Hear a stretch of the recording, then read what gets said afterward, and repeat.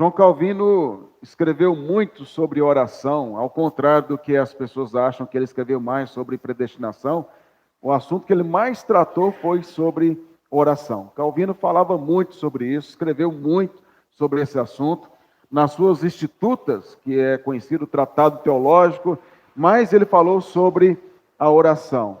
E Calvino, ele dá 6 propósitos baseados nas Escrituras, 6 propósitos principais a respeito da oração.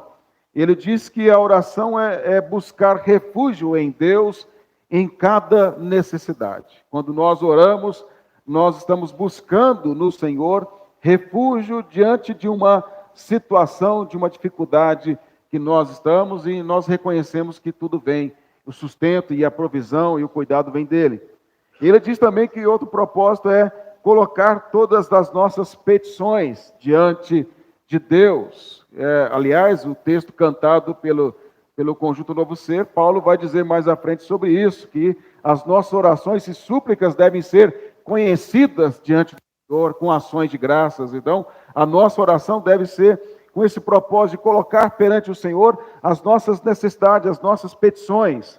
Um terceiro aspecto que Calvino diz que tem a oração é preparar-nos para recebermos os benefícios de Deus com humildade e gratidão. Nós temos que ser preparados para receber as bênçãos de Deus, porque ao receber as bênçãos de Deus, podemos nos orgulhar e achar que elas são por causa da nossa capacidade.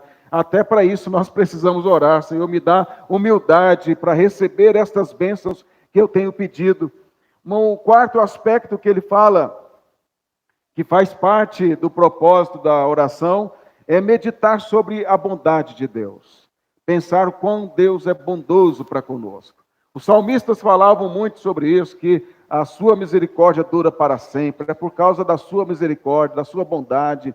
É algo que nós devemos sempre expressar em nossas orações, lembrar do quão Deus é bondoso para conosco, quanto Ele tem cuidado de nós, em coisas que nós nem sabemos, Ele tem cuidado de nós.